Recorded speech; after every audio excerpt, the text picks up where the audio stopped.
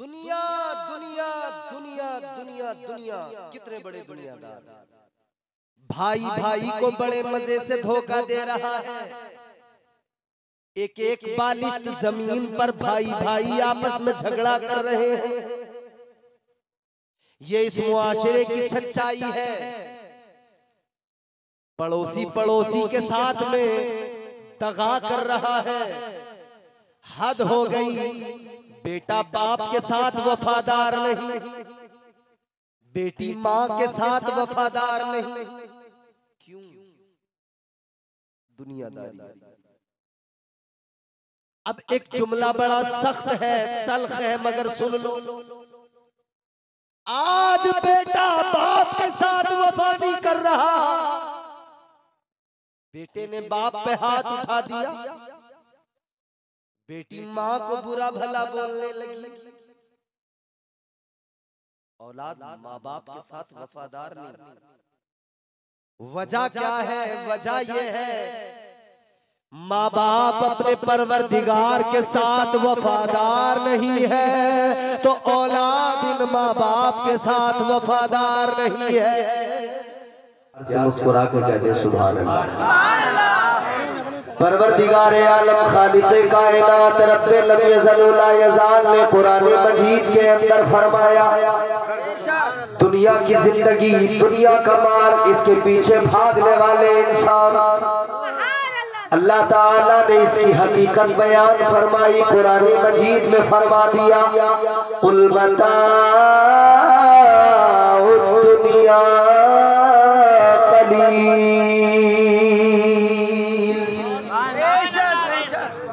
परवरदिगारे आलम ने फरमाया, ये जो दुनिया का माल है, ये जो दुनिया की दौलत है, ये जो तुम्हारी सारी नजर इसी पे है, ये बहुत थोड़ा है, कलील है। ये जो दुनिया की जिंदगी है, ये भी कलील है, थोड़ी सी जिंदगी है।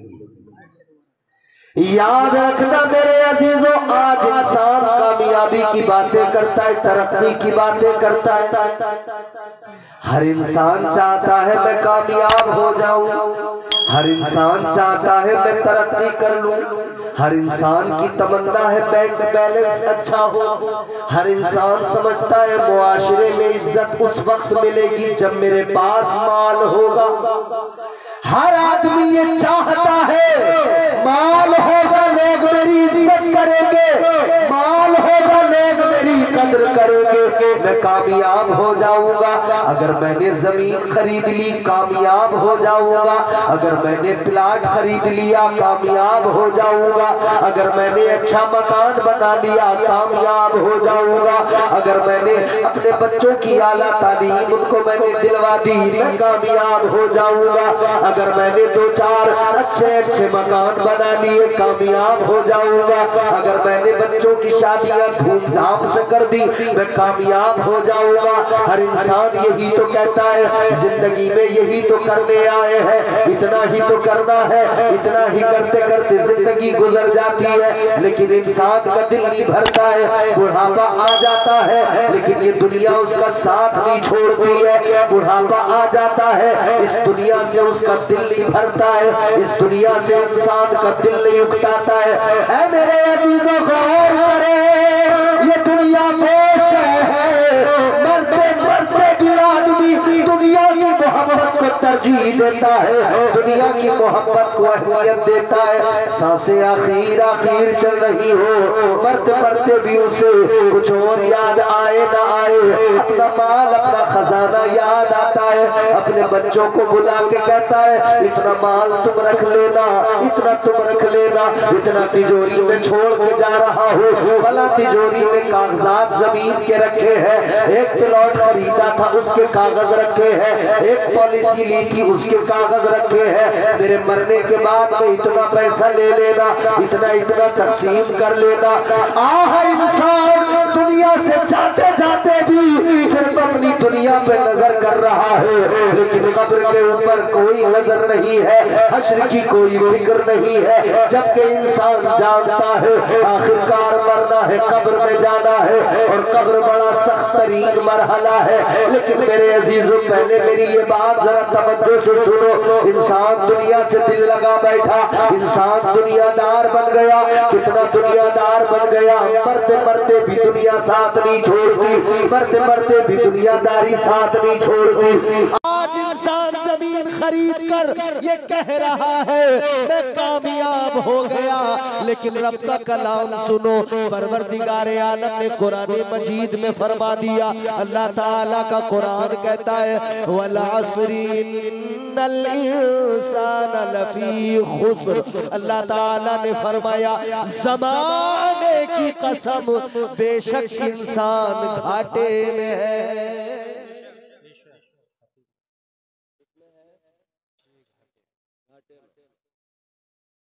घाटे नुकसान खसारे।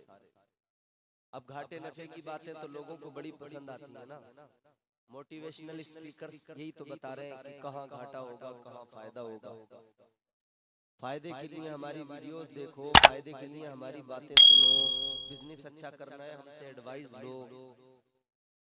दुनिया के गोरख धंधों के लिए हम बड़ी एडवाइस ले रहे हैं, लेकिन दीन और आखिरत के लिए कोई एडवाइस नहीं, कोई एडवाइस नहीं। ताजदारे मदीना वाली कायनात के गुलामों, जरा दिल लगाओ, जहन करीब करो। हमने कहा था जमीन हमने 40-50 बीघा खरीद ली, हम कामयाब हो गए। हमने कहा था प्लाट खरीद, छेड़छाड़ ना करो, अच्छा माइक चल रहा है आपका माशाल्लाह। हमने प्लाट खरीद लिया, कामयाब हो गए। हमने अच्छा मकान बना लिया, कामयाब हो गए। हम तो कह रहे थे हमने कारोबार अच्छा कर लिया, हम बड़े फायदे में हैं, हम बड़े कामयाब हैं। लेकिन कुरान ने कहा नहीं, जमीन खरीदने वालों, मकान बनाने वालों, बिल्डिंगें बनाने वालों, तिजारतें करने वालों, कारोबार करने वालों, घाटे में हो।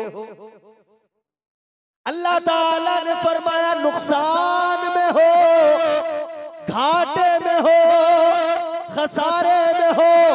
अर्ज किया मौला कारोबार कर लिया फिर भी नुकसान में, बिजनेस कर लिया फिर भी नुकसान में, जमीन खरीद ली फिर भी नुकसान में, तिजारत कर ली फिर भी नुकसान में।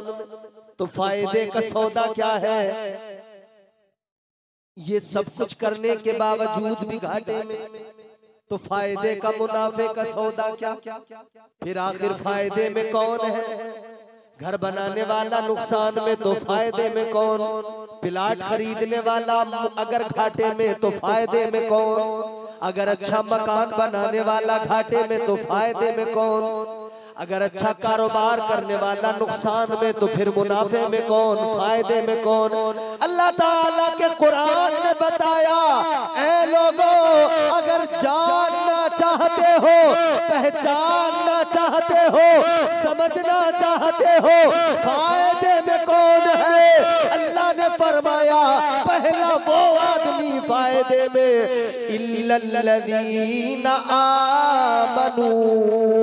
अल्लाह ने फरमाया पहला वो फायदे में जो अल्लाह और उसके रसूल पर ईमान ले आया। सुभान अल्लाह, सुभान अल्लाह।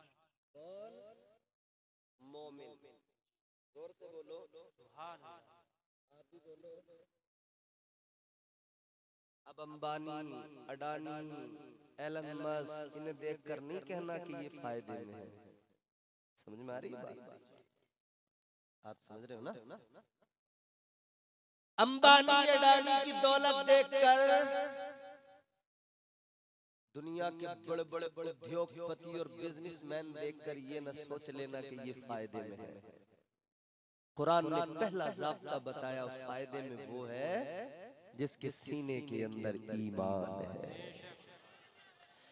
आज की रात के जलसे में बैठने वाले तमाम सुन्नी जन्नती मुसलमानों मर्दो जन जितने यहाँ पर मौजूद हैं, खुदा की कसम ये ईमान की रमक थी जिसने जलसा सजाने पे मजबूर कर दिया।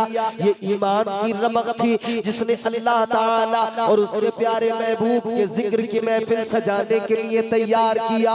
ये सीने में ईमान है, उस ईमानी रमक ने इस ठंड के मौसम में बिस्तर से दूर कर दिया।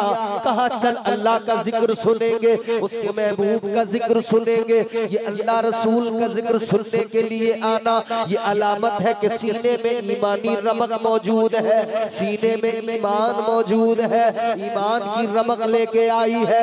याद रखना मेरे अजीजों, हर वो आदमी फायदे में है जिसके सीने के अंदर ईमान है, हर वो आदमी मुनाफे में है जिसके सीने के अंदर ईमान है। और ईमान क्या है? अल्लाह पर ईमान लाना, उसके प्यारे महबूब पर ईमान लाना, उसके रसूलों पर ईमान लाना, आसमानी किताबों पर ईमान लाना, अल्लाह ताला के नाजिल करदा अहकामात को मान लेना, फरिश्तों पर ईमान लाना, रसूलुल्लाह सल्लल्लाहु ताला अलैहि वसल्लम ने जो शरीयत लाकर हमको दी है उस शरीयत को फॉलो करना, उस शरीयत पर अमल करना, उस शरीयत को मान लेना, यही तो ईमान है। ताजदार मदीना के गुलामों गौर करो, ईमान यही तो है। और आज हमारी हालत ये, हमारे अंदर ये सारी क्वालिटीज मौजूद है। हम कहते हैं हम मोमिन हैं, हम अल्लाह को एक मानते हैं, परवरदिगारे आलम को वाहिद मानते हैं, वहदहू ला शरीक कहते हैं। हम कहते हैं अल्लाह एक है, उसके सिवा कोई माबूद नहीं। अल्लाह परवरदिगार एक, उसके सिवा कोई इबादत के लायक नहीं।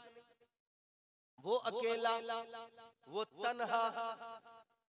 हम उसके महबूब पर भी ईमान रखते हैं तो हम मोमिन हैं, तो हम फायदे में हैं कि नहीं? फायदे में हैं या नहीं? लेकिन इसके बरक्स एक बात और भी सुन लो,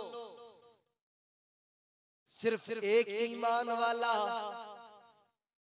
उस वक्त तक फायदे में नहीं हो सकता जिस वक्त तक ईमान के साथ साथ जो कुरान ने दूसरी क्वालिटी बयान की वो दूसरी क्वालिटी भी उसके अंदर मौजूद न हो, वो दूसरी सिफत भी उसके अंदर मौजूद न हो। अल्लाह ताला ने फरमाया ईमान वाला मुनाफे में, ईमान वाला फायदे में, ईमान वाला मुनाफे में। और दूसरा उसके साथ साथ अल्लाह ने बयान फरमाया वअमिलुस सालिहात। अल्लाह ताला ने फरमाया ईमान वाला मुनाफे में, ईमान वाला फायदे में। और वो जो ईमान लाने के बाद में नेक अमल करे, नेक अमल करने वाला वो भी फायदे में है।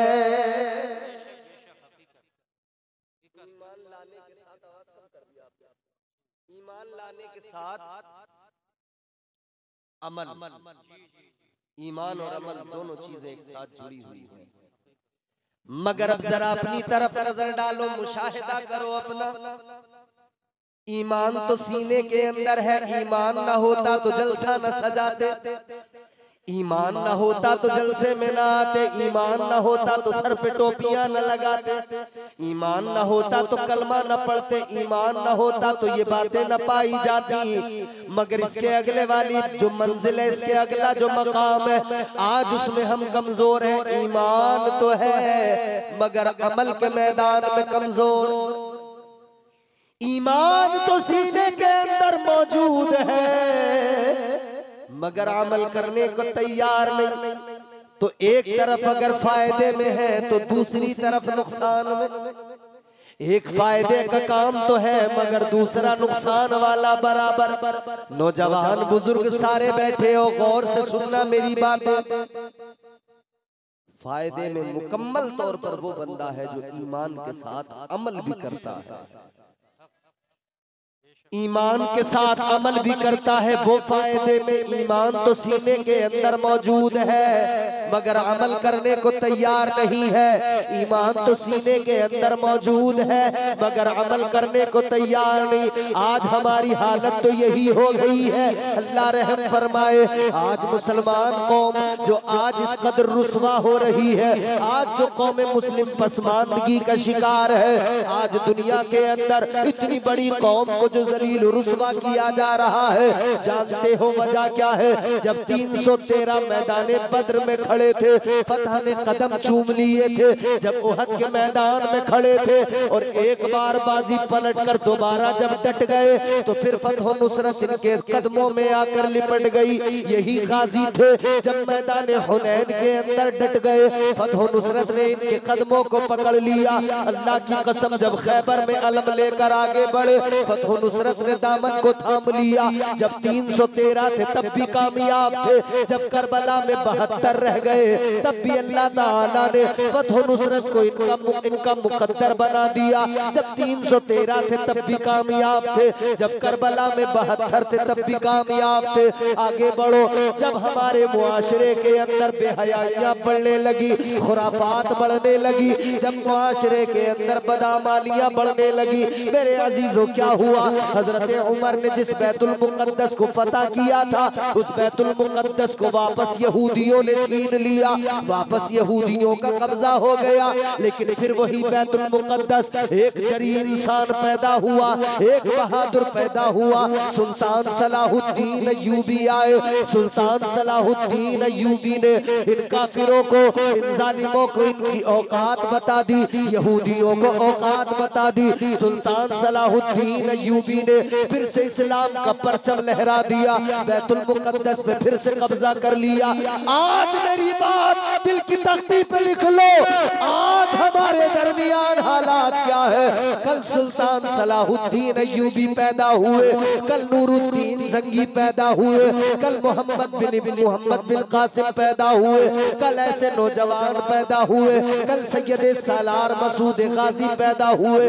आज कोई सलाहुद्दीन अय्यूबी पैदा नहीं होता, आज कोई नूरुद्दीन जंगी पैदा नहीं होता, आज कोई सैयद सालार मसूद गाजी पैदा नहीं होता। वजह क्या है? ऐ लोगों, बात ये है, जब से अमल हमारी जिंदगियों से रुखसत हो गया, तब से हमारी हालत बदतर हो गई, तब से हमारा हाल खराब हो गया। जब से अमली मैदान में कमजोर हो गए, तब से हमारे मुआशरे के अंदर बदामाली ने हमें बुज़दिल भी बना दिया, बदामाली ने बहादुरी भी छीन ली, बदामाली ने कमजोर भी बना दिया। आज जिसको देखो खामोश बैठा है, आज जिसको देखो तमाशाई बना हुआ है। किसने बनाया तमाशाई? उधर फलस्तीन में अगर बम बारूद गिराए जाते हैं, 56 इस्लामी मुमालिक खामोश बैठ जाते हैं। ये बुज़दिली कहाँ से आई? ये बुज़दिली क्यों आ गई? इसलिए आ गई कि जब से ये कौम दुनिया से मोहब्बत करने लगी, दुनिया से प्यार करने लगी, दुनिया की कामयाबी, दुनिया की तरक्की को अपना मकसद समझ लिया, अल्लाह ताला ने इस कौम के अंदर से शुजाअत को छीन लिया।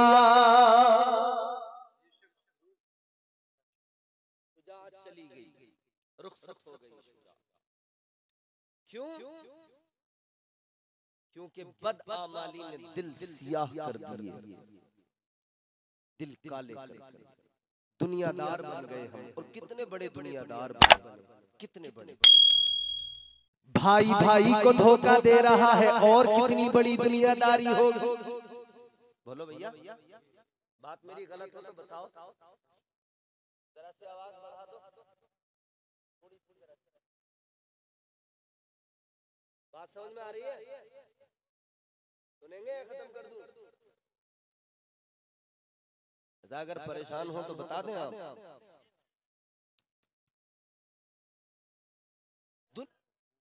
बोलो। माँ प्यार करती है, बाप प्यार करता है। दुनिया कह रही है माँ की ममता, माँ की ममता, बाप का प्यार, बाप का प्यार, माँ की ममता, बहुत प्यार है। मगर क्या प्यार कर सकती है माँ? कितना प्यार कर सकती है माँ? जो परवरदिगार अपने बंदे के साथ करता है, अल्लाह ताला तो 70 माओं से ज्यादा प्यार करता है। एक माँ की ममता, एक माँ का प्यार याद कर कर के दुनिया कहती है माँ के बड़े एहसान है, इसका अदब करो, इसका एहतराम करो। मगर ये कोई नहीं कहता ऐसी 70 माओं से ज्यादा वो रब मेहरबान है, वो परवरदिगार प्यार करता है, लिहाजा उसके साथ वफादार हो जाओ। जब माँ बाप अपने रब के साथ वफादार नहीं तो ये औलाद से तवक्को न रखें कि हमारी औलाद हमारी मोहब्बत देख के हमसे वफा करेगी। जब तुम रब की मोहब्बत देख के उससे वफा नहीं कर सकते। रात दिन माले हराम माले हराम माले हराम की तमन्ना में तजस्सुस में दौड़ने वाला फिर कहता है शान से सीना ठोक के मैं मुसलमान हूं, मैं मुमिन हूं। रात दिन चौराहों पे दोराहों पे खड़ा होकर झूठ बोलने वाला, गीबतें करने वाला, चुगलियां करने वाला सीना ठोक के कहता है मैं मुसलमान। जेब नहीं देता, या तो झूठ छोड़ दो या डरो उस दिन के अजाब से जिसका वादा अल्लाह ने फरमाया। अल्लाह ताला के कुरान में जिसका बार बार जिक्र किया गया, परवरदिगार आलम ने जिस अजाब का जिक्र कुरान मजीद में कर दिया, जिस अजाब का जिक्र मेरे मुस्तफा ने कर दिया, याद रखना ताजदारे मदीना वाली कायनात मुस्तफा करीम रहमत कौनैन है, रहमत बन के आए हैं। मगर ये भी याद रख लो मेराज की रात मेरे मुस्तफा ने जन्नत और दोज़ख को देखा, आका ने ही आकर बताया, ताजदारे मदीना ने ही बताया कि जहन्नम के अंदर कैसे कैसे अजाब हो रहे हैं, कितना अजाब दिया जा रहा है, किसे कैसा अजाब दिया जा रहा है। आज हालत ये रात दिन झूठ है, काम कारोबार करने वाला अपने कारोबार में झूठ शामिल कर देता है, जायज हलाल कमाई को हराम बना लेता है।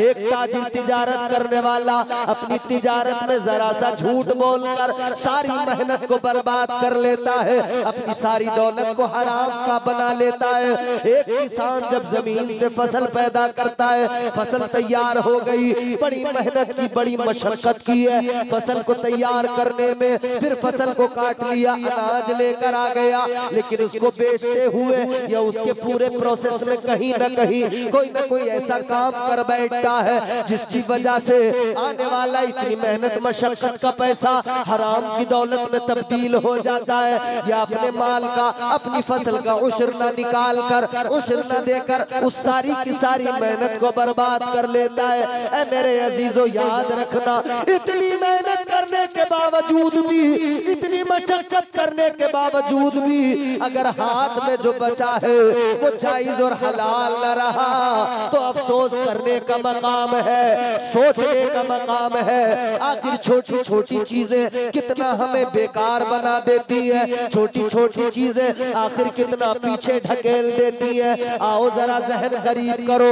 दुनियादारी से निकलो मेरे अजीजों, माल की मोहब्बत दिल में ना रखो, माल की मोहब्बत सिवाय नुकसान के कुछ नहीं देगी। आओ मैं तुम्हें एक वाकया सुनाता हूँ, इंशाअल्लाह ईमान ताजा हो जाएगा।